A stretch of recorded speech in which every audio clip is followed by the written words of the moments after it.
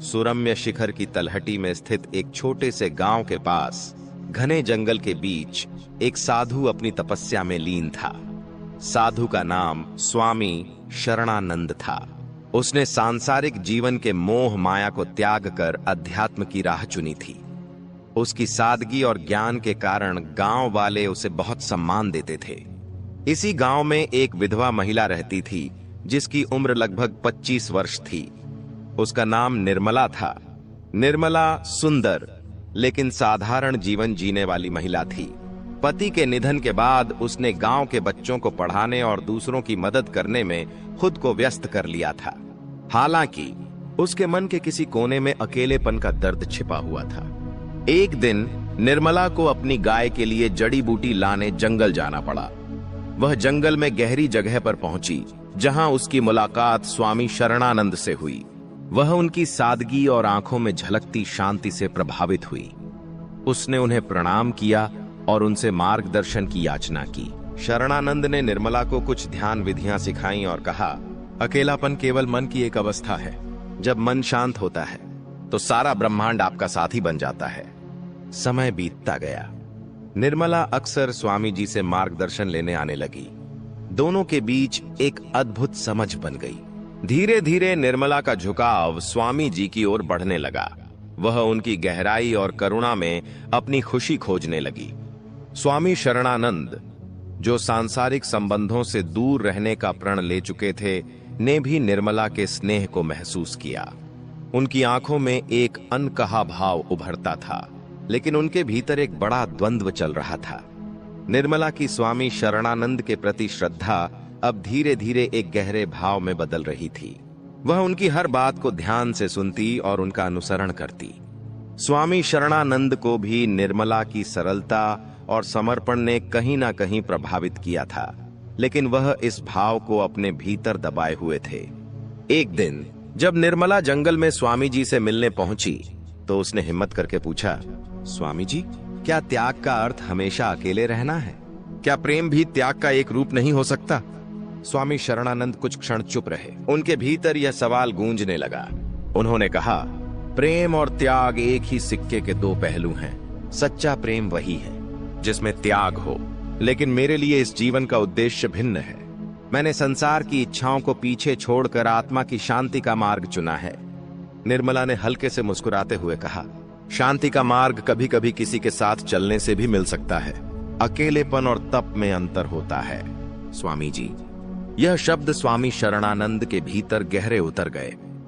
वह इस द्वंद्व में उलझ गए कि क्या उनका मार्ग सही था या निर्मला की बातें एक नई दिशा का संकेत दे रही थीं।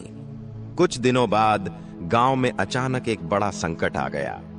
एक बड़ी बाढ़ ने कई घरों को बहा दिया और लोग अपने जीवन को बचाने के लिए संघर्ष कर रहे थे। निर्मला ने दिन रात लोगों की मदद की। उसने अपनी हर चीज दान कर दी और दूसरों के दुख को कम करने में पूरी तरह जुट गई। स्वामी शरणानंद यह सब देख रहे थे। उन्होंने पहली बार महसूस किया कि निर्मला का प्रेम न केवल उनके लिए था, बल्कि पूरे संसार के लिए था। वह खुद से पूछने लगे, क्या प्रेम वास्तव में त्याग से अधिक महान है? क्या मैंने प्रेम को समझने में चूक की है? बाढ़ का प्रकोप बढ़ता जा रहा था।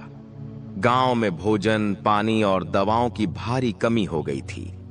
निर्मला ने अपनी पूरी शक्ति और समर्पण के साथ लोगों की सहायता की। वह खुद भूखी रहकर भी जरूरतमंदों के लिए खाना जुटाती, बीमारों की देखभाल करती और बच्चों को सुरक्षित स्थान पर ले जाती। स्वामी शरणानंद ने निर्मला के इस निस्वार्थ समर्पण को देखा। वह समझ गए कि निर्मला का प्रेम केवल व्यक्तिगत नहीं था, बल्कि यह पूरे संसार के लिए करुणा का प्रतीक था। एक रात जब निर्मला थकी मांदी और घायल अवस्था में एक पेड़ के नीचे बैठी थी, स्वामी शरणानंद ने उसके पास जाकर कहा, निर्मला, तुमने जो त्याग किया है वह सच्चे प्रेम का सबसे सुंदर रूप है। तुमने मुझे प्रेम का ऐसा स्वरूप दिखाया जिसे मैंने कभी समझा नहीं था।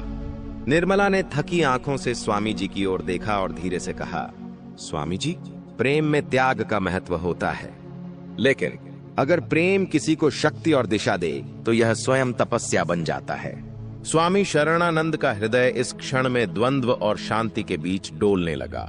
उन्होंने सोचा, क्या यह मेरा मार्ग बदलने का संकेत है? क्या मेरी तपस्या का उद्देश्य यही प्रेम और सेवा है? दूसरे दिन स्वामी शरणानंद ने गांव वालों की मदद के लिए खुद को समर्पित कर दिया। उन्होंने अपने साधना स्थल को राहत शिविर में बदल दिया। निर्मला और स्वामी शरणानंद ने मिलकर लोगों की सेवा की, लेकिन उनके भीतर एक अनकहा भाव अब भी रहस्यमय बना हुआ था। बाढ़ का असर धीरे धीरे कम हो रहा था। गांव के लोग वापस अपनी जिंदगी बसाने की कोशिश कर रहे थे। इस कठिन समय में निर्मला और स्वामी शरणानंद ने मिलकर जो सेवा की, उसने न केवल गांव वालों के दिलों में उनके प्रति सम्मान बढ़ाया, बल्कि उनके बीच एक अनदेखा रिश्ता भी गहराई से पनपने लगा। एक शाम जब सूरज ढल रहा था और आसमान हल्की नारंगी आभा में रंगा था, निर्मला स्वामी जी के साधना स्थल के पास बैठी थी। उसने धीरे से कहा, स्वामी जी, मैंने सोचा था कि इस जीवन में मैं अकेले ही चलूंगी, लेकिन आपसे मिलकर मुझे महसूस हुआ कि किसी का साथ मिलना भी एक आशीर्वाद हो सकता है। स्वामी शरणानंद, जो अपने विचारों में गहरे डूबे हुए थे, ने उसकी बात सुनी। उन्होंने निर्मला की ओर देखा और कहा, निर्मला, मैंने प्रेम को हमेशा मोह समझा और उससे दूर भागता रहा, लेकिन तुमने मुझे सिखाया कि सच्चा प्रेम स्वयं से ऊपर उठकर दूसरों की भलाई के लिए जीने का नाम है। तुम्हारे समर्पण और निस्वार्थ ने मेरे हृदय को छू लिया है। निर्मला की आंखों में खुशी के आंसू थे। उसने कहा, अगर प्रेम त्याग में है तो मैं अपना जीवन आपके साथ इस त्याग और सेवा के मार्ग पर बिताने को तैयार हूं। स्वामी शरणानंद ने अपने भीतर एक गहरी शांति महसूस की। उन्होंने स्वीकार किया कि निर्मला के साथ उनका बंधन केवल सांसारिक नहीं था, बल्कि यह उनके आध्यात्मिक सफर का एक हिस्सा बन चुका था। निर्मला और स्वामी शरणानंद के बीच का रिश्ता अब गहराई तक उतर चुका था। निर्मला ने अपने मन और आत्मा को पूरी तरह स्वामी जी के प्रति समर्पित कर दिया था। स्वामी शरणानंद ने उसकी निष्ठा और स्नेह को समझते हुए उसे यह विश्वास दिलाया कि उनका संबंध केवल आध्यात्मिक नहीं, बल्कि सांसारिक रूप से भी पूजनीय है। एक रात जब पूरा गांव गहरी नींद में था, स्वामी जी ने निर्मला को अपने साधना स्थल पर बुलाया। उनके शब्दों में एक अजीब सी मिठास और आकर्षण था। उन्होंने कहा, निर्मला, हमारा संबंध केवल आत्मा तक सीमित नहीं रहना चाहिए, यह प्रेम की सबसे पवित्र अवस्था में बदल सकता है। निर्मला, जो पहले से ही उनके प्रभाव में थी, इस विचार का विरोध नहीं कर पाई। उसने इसे स्वामी जी के आध्यात्मिक ज्ञान का हिस्सा मान लिया। उस रात दोनों के बीच एक ऐसा संबंध बना जिसने निर्मला के जीवन को पूरी तरह बदल दिया। समय बीतता गया, लेकिन निर्मला के मन में धीरे धीरे कुछ सवाल उठने लगे। वह देखती थी कि स्वामी शरणानंद कई अन्य महिलाओं से भी खास नजदीकी रखते थे। वह उन्हें अकेले में बुलाते और उन्हें आध्यात्मिक ज्ञान के नाम पर अपने वश में कर लेते। एक दिन निर्मला ने अपनी जिज्ञासा को और रोक नहीं पाया। उसने एक वृद्ध महिला से बात की जो वर्षों से स्वामी शरणानंद को जानती थी। वृद्धा ने बताया, स्वामी शरणानंद एक ढोंगी है। वह विधवा और असहाय महिलाओं को अपने जाल में फंसा लेता है। वह उनकी भावनाओं और परिस्थितियों का फायदा उठाकर उन्हें अपना शिकार बनाता है। निर्मला का दिल टूट गया। उसने महसूस किया कि जिसे वह सच्चा साधु और प्रेमी समझ रही थी, वह केवल एक छल करने वाला व्यक्ति था। इस सच्चाई के सामने आने के बाद निर्मला ने खुद से वादा किया कि वह स्वामी शरणानंद के असली चेहरे को दुनिया के सामने लाएगी। उसने उन महिलाओं से बात करना शुरू किया जो स्वामी जी की चपेट में आई थीं। उसने उन्हें अपनी कहानी सुनाने के लिए प्रेरित किया। निर्मला पूरी तरह बदल चुकी थी। वह अपने दर्द और विश्वासघात को शक्ति में बदलते हुए एक नई राह पर चल पड़ी। उसने उन महिलाओं की कहानियां इकट्ठा करनी शुरू की जो स्वामी शरणानंद के शिकार हुई थीं। कई महिलाएं शुरुआत में डर और शर्म के कारण खुलकर बोलने से हिचकिचा रही थीं, लेकिन निर्मला के हिम्मत भरे रवैये ने उन्हें अपनी सच्चाई बताने का साहस दिया। एक रात निर्मला ने स्वामी शरणानंद के साधना स्थल पर जाकर उन्हें चुनौती दी। उसने कहा, स्वामी जी, आपने मेरे विश्वास का गलत इस्तेमाल किया।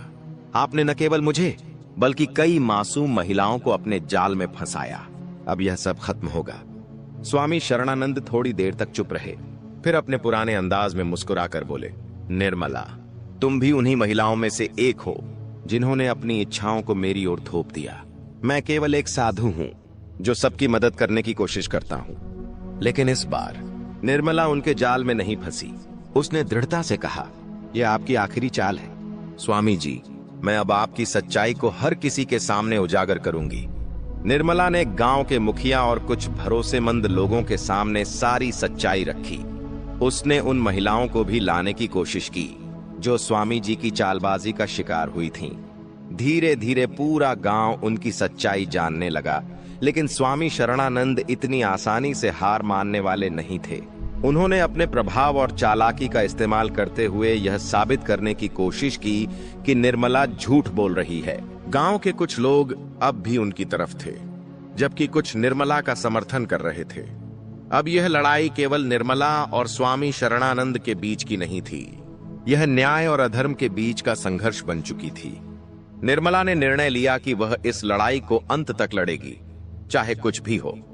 स्वामी शरणानंद, जो पहले केवल निर्मला और कुछ अन्य महिलाओं को अपने प्रभाव में लाकर अपने स्वार्थ की पूर्ति करते थे, अब अपनी योजनाओं को और भी चालाकी से बढ़ा रहा था।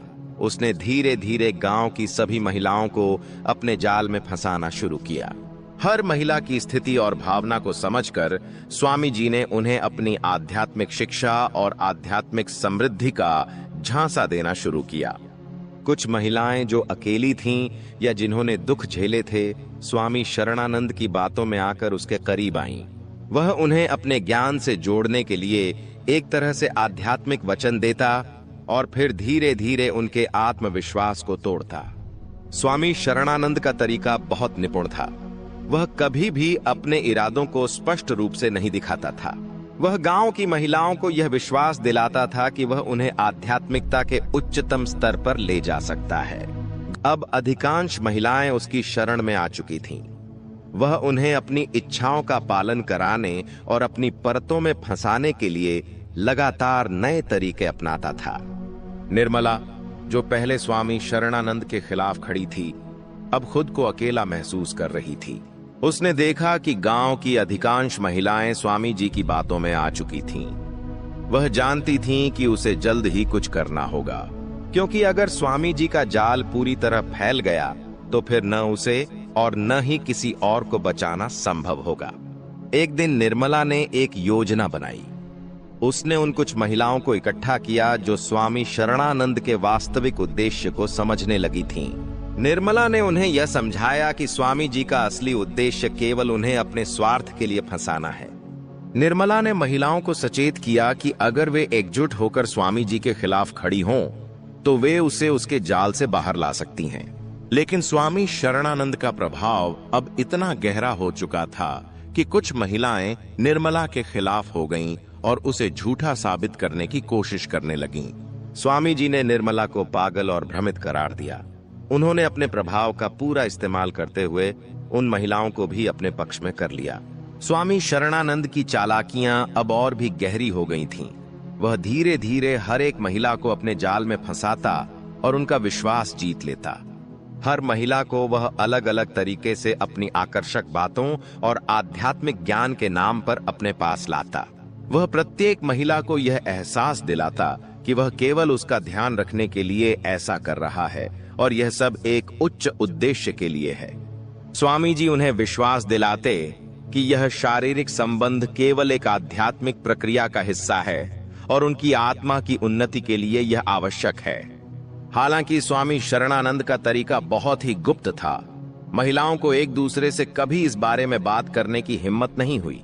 उनके मन में डर और शर्म बैठी हुई थी और वे यह समझने की कोशिश करती थीं कि क्या स्वामी जी का व्यवहार सही था या नहीं।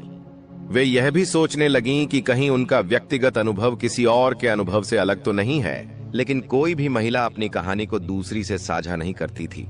स्वामी शरणानंद ने इस मानसिकता का पूरा फायदा उठाया।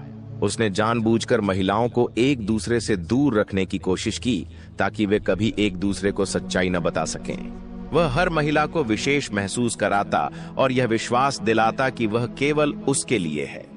इस बीच निर्मला और कुछ महिलाएं जो अब तक स्वामी जी की सच्चाई को समझने लगी थीं, धीरे धीरे एक दूसरे से संपर्क करने लगीं। निर्मला ने उन्हें यह समझाना शुरू किया कि स्वामी शरणानंद ने सभी को भ्रमित कर रखा है और उसका असली उद्देश्य केवल अपनी शक्ति बढ़ाना है।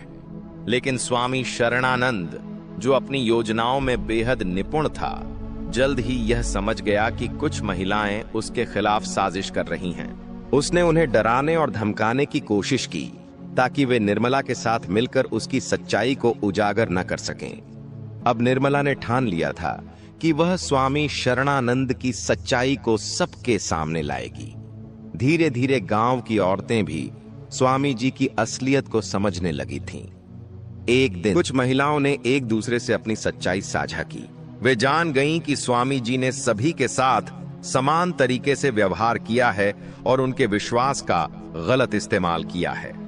इन महिलाओं ने धीरे धीरे मिलकर निर्मला की मदद से स्वामी शरणानंद के खिलाफ आवाज उठानी शुरू की।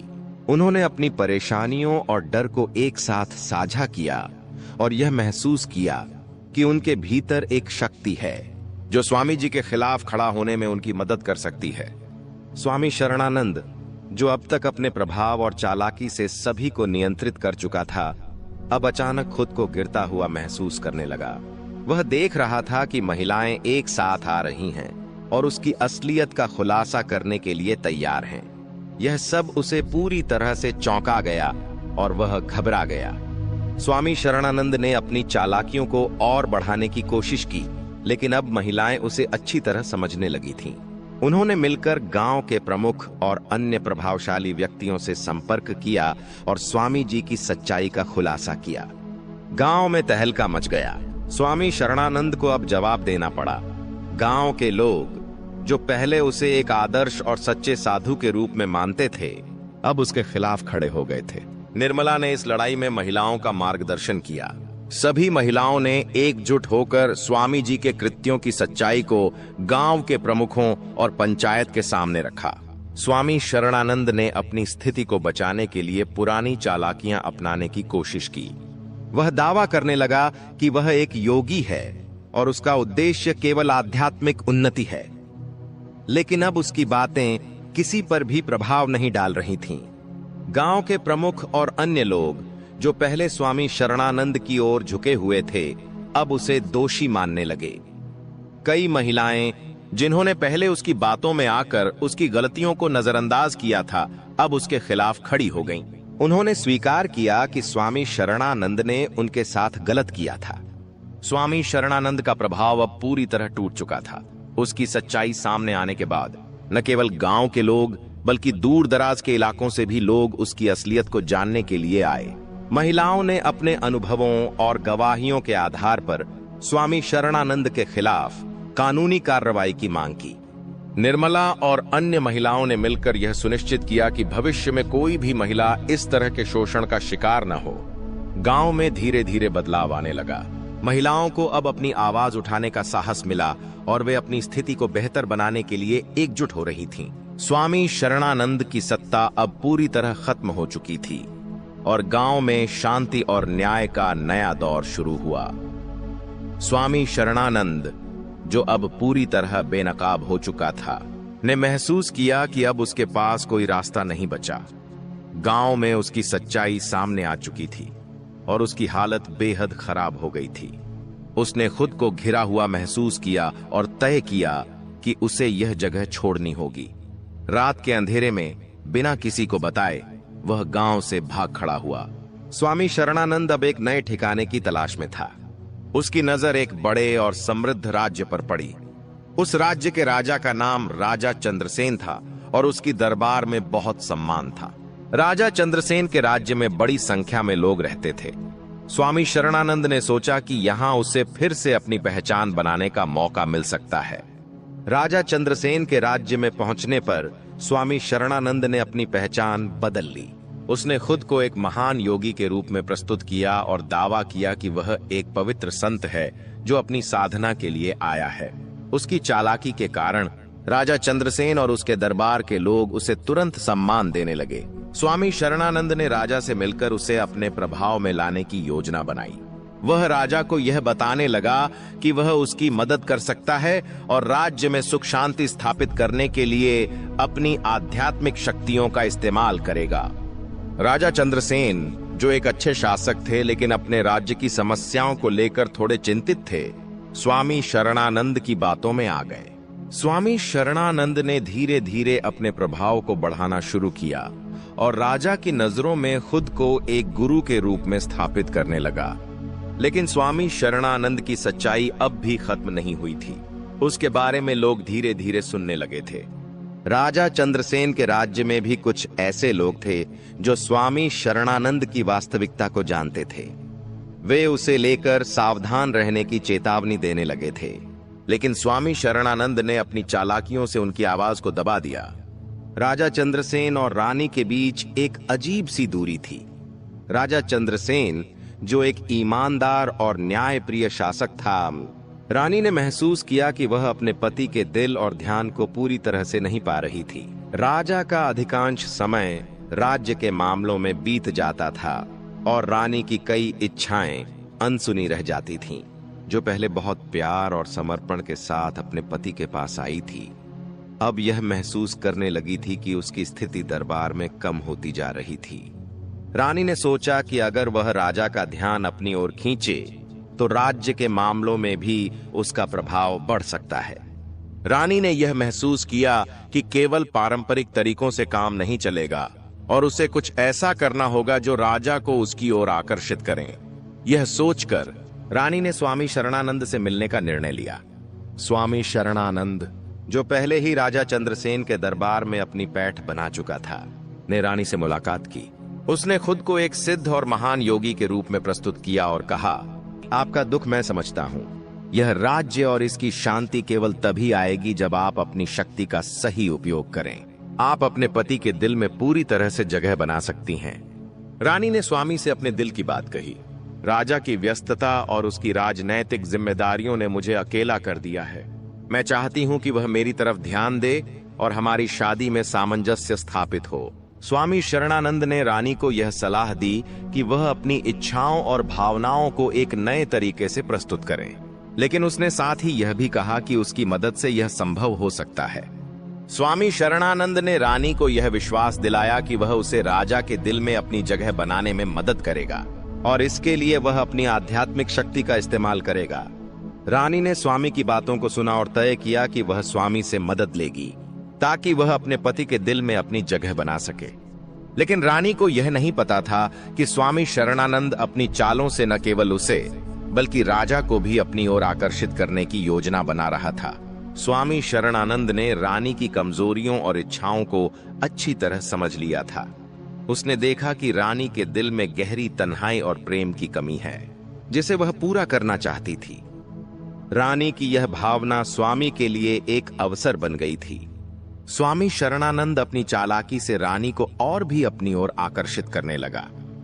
एक दिन स्वामी शरणानंद ने रानी से कहा, रानी, आप जो प्रेम और ध्यान चाहती हैं, वह आपको राजा से नहीं मिल पा रहा। आपको लगता है कि आपकी भावनाओं को समझने वाला कोई नहीं है, लेकिन मैं आपकी व्यथा को समझता हूं। जो प्रेम आप अपने पति से नहीं पा पाई, वह प्रेम मैं आपको दे सकता हूं।